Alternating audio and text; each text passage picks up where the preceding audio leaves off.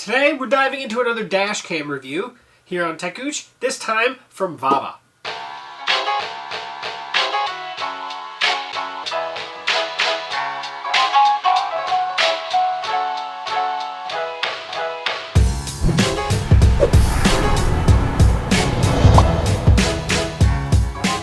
Hey folks, welcome back to techgooch for another video review, and this is one that I had been working on for a little bit. I did a full install video on my GeekSmart channel a while back. I will post that link below and attach that to this video. But this is the 2K dash cam from VAVA. So it's actually not in the box, it's been in my vehicle. And so we're going to actually begin this whole process by heading up to my vehicle, kind of taking a drive, and taking a peek at the actual dash cam installed and how it works and how well it records. We're going to look at some test footage and stuff like that. We're going to look at the app, and then we'll wrap everything back up here in the studio. So, yeah, let's go. Okay, guys, so here we are in my truck. You can see where I actually have the dash cam mounted. If you want to watch the mounting video, do check the link below or at the end of the video where you can see where I actually did the installation video. But as you can see right there, I have it mounted basically directly below my mirror, and you can see the display on it currently, which is right now showing the outside as the main, and then in the top right quadrant we actually have the camera looking back at me. That is basically the kind of the default layout. You have the camera on the right, the outside camera obviously on the front, and eventually that screen will actually turn off by itself, just by me not touching it, me not activating with it. Eventually it'll go to sleep, but it won't stop recording. It's still going to be recording.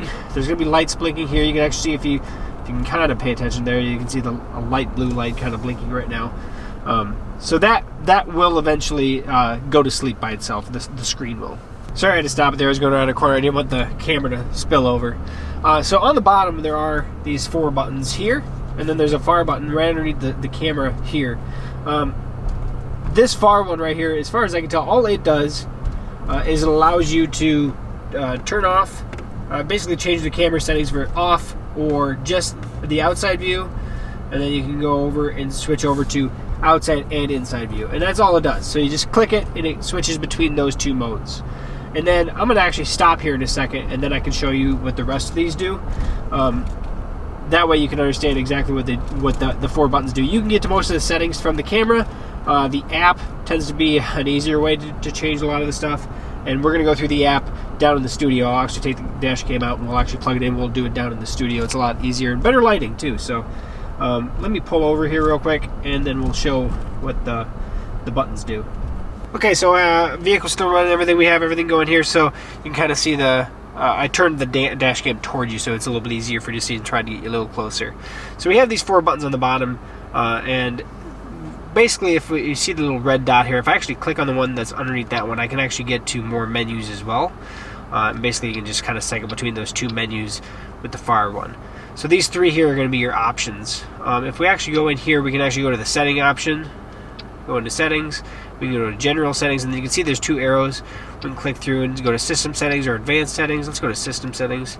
And then basically you just kind of cycle through whichever, if you want to change, if you want to format the memory card, power off display, or we can go to advanced settings or general settings for that matter.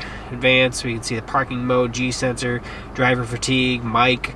If you want to turn that off, the key clicks, you can hear the clicks, right? We can change that if we want to. Go to general settings, resolution, we can change that. Rear display, loop recording, GPS function, watermarking. My GPS, the GPS is actually not housed in the camera. It's actually housed in the power cable. It's actually up in the top corner of my vehicle window. If you actually watch the setup video, you'll see where I actually placed that, but it's got real good access there. So watermark settings. So and you can take a photo at any time. So if we go over here, we can hit photo, click on it, you can hear the photo being taken. Now I also have there's a little button that comes with it. I have it stuck on my dash.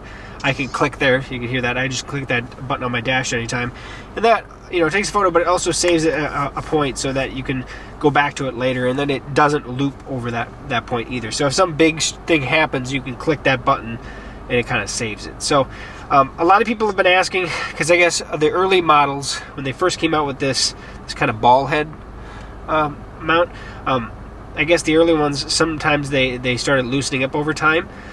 They did have a recall on it. They did change this. And I was worried even when during my setup if this was gonna, not rock back and forth or change direction. And I've actually had it probably up for a couple months now, to be honest about it. It has not moved at all. I mean, it has stayed perfectly level, has not altered at all. So my issues, at least when I was setting this up, what I was worried about, came to be a non-issue. It has no issues at all. VAVA, you did a really good job with whatever you did to remedy the situation. You fixed that really, really well. So that is the VAVA dash cam. Now we're going to go through the app. That way you can at least see more of the information, more settings, as it were. And yeah, and you can see if this little microphone button, top right, it'll actually tell you if you're actually recording audio or not. You can click this microphone one to change if you want that. And then this power button right here, all it does is turn off the display. Right, so it's still recording. You can see the blue light there. And so that's what that one does. So, yeah, that's the gist. At least get you by for the most part. I'm sure there's a lot more stuff in here that I could show you if we really wanted to go into everything. But all in all, really, really solid dash cam. Really solid.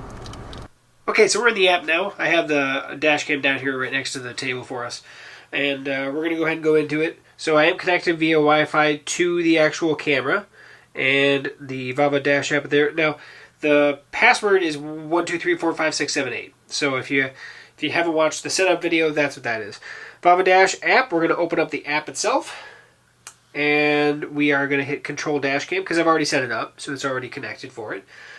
Now we're connected directly to it. And in here, this is kind of a little confusing the first time I played around with it. So you can see the outside versus inside view, which is the inside is the cabin view, right?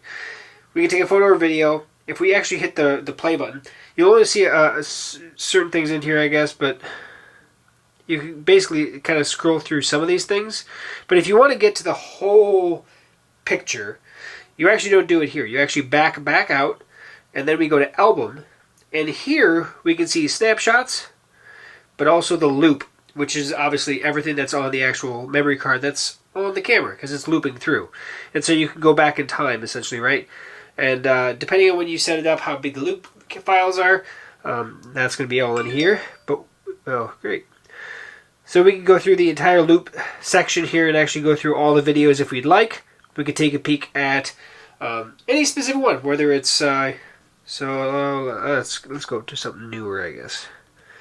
And you can see, obviously, it has to download from the camera in order for it to use it. So there's some from today. Let's watch something that's at night. So this one's got... We'll hit the download button. 148 megabytes. Well, we'll give it a minute. We'll let it download. Okay, so now it's downloaded. Now you can see that there's no download symbol. Oh, there we go. I hit play, I guess. And now we can actually probably... Yep, there we go. Sweet. We can see the view. Now, there is audio to this. There's just stuff playing in the background, so I just brought the volume down. And this is obviously a very foggy day, but you can obviously see what it looks like. You can see the moon out. It's just a real foggy, nasty little night there. Now, I'm going to show you some footage after we're done here. That'll at least show you what the night vision capability is of the camera, as well as the daytime vision as well. So that is how you get to the loop recordings. And, I mean, obviously, depending on the size of your memory card, you can house quite a few on there. So that's that. Now, in the Discover category, we can actually see more information. Not only that, but we can actually look at the GPS stuff. It has installation guides. It has a lot of little guys in there. Travel logs. So my travel log, my dash cam. Let's go into here. And hit this. There we go. So it looks like I have, right now on the storage of this device is basically what this is right here. Dash cam settings. And we can actually change any of the dash cam settings. We can change the Wi-Fi password. But that's the default password that it comes with. Change the resolution, the G sensor, you know, how sensitive the crash sensor basically is. If you want to record sound or not. If you want to, do any of the settings within here as well. Driver fatigue. A lot of these you can actually do on the camera itself like we showed, but you can do them also in the dash cam, and that's how you get to that, is through the My Dash Cam. Driving journal, I haven't actually looked at this. Oh, I guess you can add to a driving journal so yourself if you'd like. Update, I bet there's probably a firmware update. Oh yeah, blue. So this is where you would actually do a firmware update of 1.2 to 1.3, which I'll do later. And yeah, so that's that. That's the VAVA dashcam. That's at least simplicity going through the app itself and how to access your items, your information.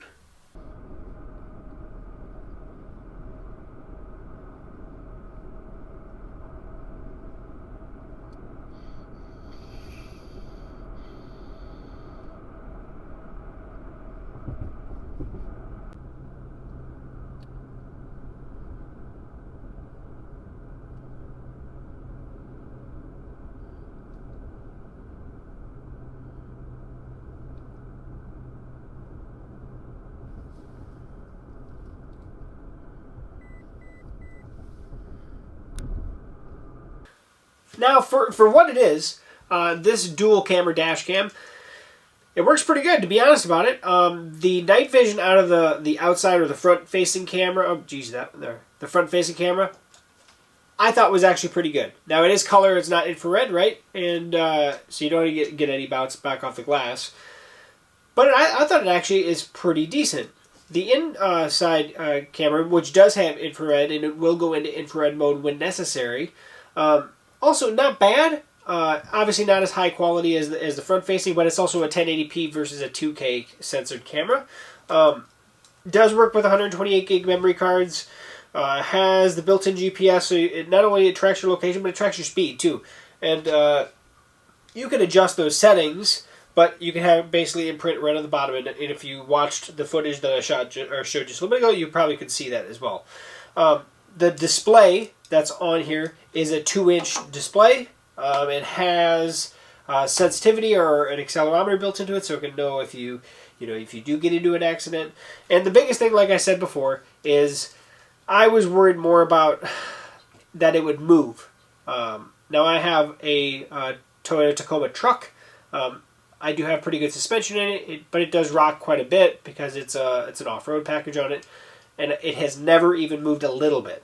So to those of you that may have seen some comments from other people, if you have this before, if you got this dash cam earlier on, reach out to VAVA. That's what I've been instructed to tell you to do, because they definitely have fixed that problem that I guess came out with the first set. Essentially, it just loosened up over time. So they fixed that, and I agree. They did a fantastic job. I have not had a single issue at all in mind. So, $179 is where you can find this on. I will put a link down below if you have any questions at all. Please comment or head over to techgooch.com and reach me directly there. Subscribe to the channel if you can. Please like the video and share it if you wouldn't mind. If you have any questions about this camera, or if you have recommendations for future ones, down below, techgooch.com. Otherwise, we'll catch you back here on TechGooch for another video review soon. Thank you very much, VAVA. You guys make some pretty good stuff. This is the second one I've reviewed from you guys, and neither disappointed. So that's a pleasant surprise. So, thanks for watching. We'll see you soon.